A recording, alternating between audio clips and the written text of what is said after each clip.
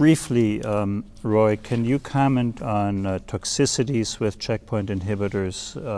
What are toxicities community oncologists should know? Right, well, and that's the reason why we really want to make sure we have some efficacy, because these agents, even though they have, in my opinion, a better type of toxicity than you see with chemotherapy, they can have some pretty significant effects.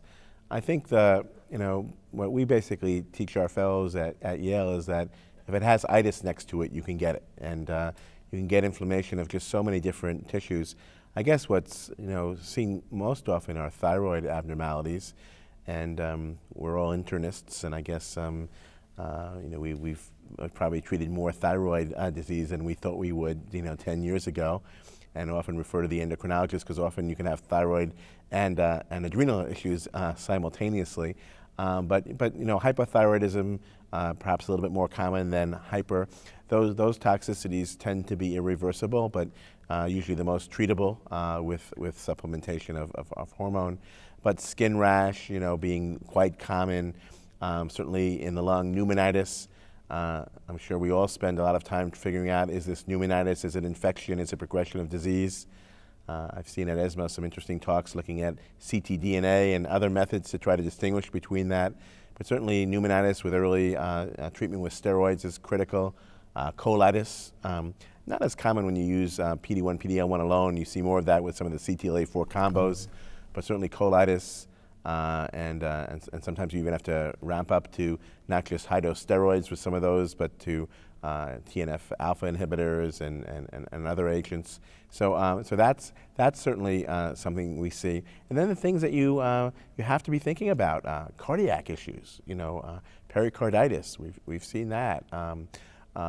Pretty much any organ, renal, liver, LFT abnormalities, and then CNS, to the point where you can get like a Guillain-Barré syndrome, you can get autoimmune meningitis, and then in the most extreme cases, hypophysitis. And I had a case of that, and I treat many patients with this, and you just miss it unless you think about it. You really have to sort of cast a wide net as people come in. And the good news is that most of our centers, I'm sure, and now in the community because of programs like this, people are beginning to think about this.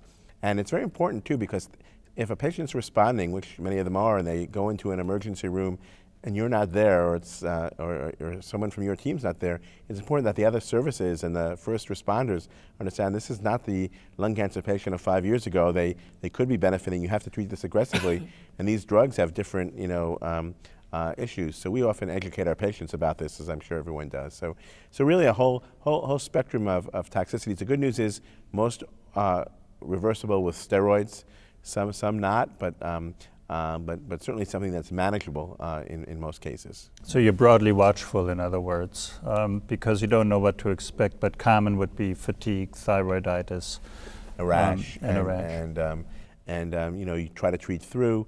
Certainly, if something gets to a grade 3 or even a grade 2 in the pneumonitis, you stop the drug, you start the steroids. The one thing I have found, I suspect you'll have the same experience, is that tapering can take forever. And then, oftentimes if you stop too soon, the patient will go back up again.